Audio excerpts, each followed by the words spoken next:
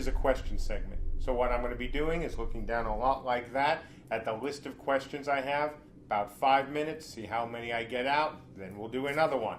So, ready? Here we go. First question, am I going to ban buff bots from the game? Well, I've said this before, but hey, no problem. I intend to do everything possible from a design standpoint to keep buff bots out of the game. Obviously, they were an issue in other games, including Dark Age. Do I want buff bots? No.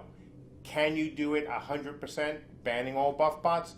Well, if you define a buff bot as something that is being run by another player while they're running their main account, for example, to heal them, and they're moving actively, you can't detect that unless, of course, you want to start banning multiple accounts from an IP address, and then there are ways around that. And frankly, we want families to play this game.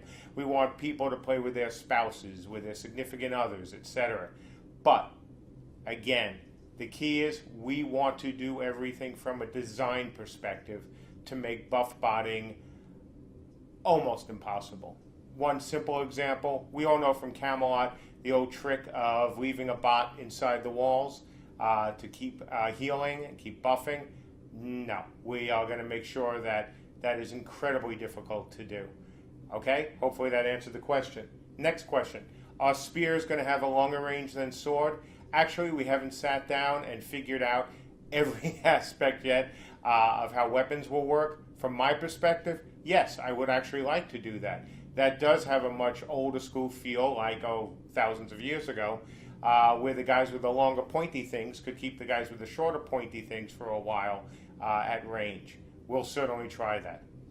Am I going to go into the Founders Points in depth?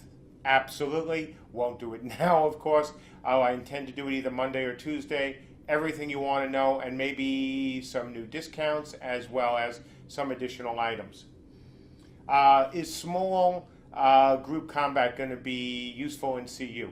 Absolutely. I've talked extensively that I like eight mans. There we go.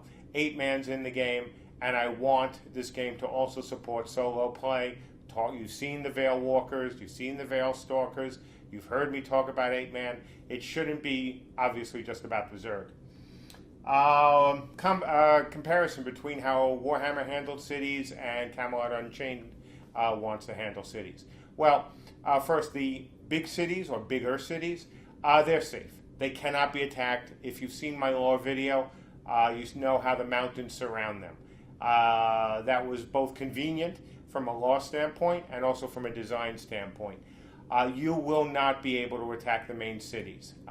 Sorry, I wish that could happen. On the other hand, you're going to do something even better. You're going to get to burn down people's cities. You're going to be able, or towns at least, you're going to be able to really attack all their structures. So, no, you won't have the ability to take over the safe areas, but everything else is fair game. Anything in the main world is fair game. So I think it's a pretty good trade-off. Burn, salvage, deconstruct, and not be able to take the safe city. Here's a good one. Here's a really, really good one. Which game do I want to emulate in terms of combat systems? So, not an easy question.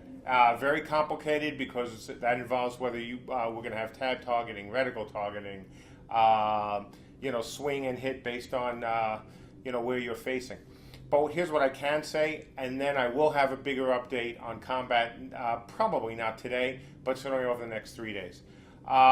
Key for us, fluid combat, responsive combat, immersive combat. Sounds like buzzwords, I'm sorry, but Andrew and I really do care about that. I love certain aspects of Guild Wars 2. I love certain aspects, of original WoW.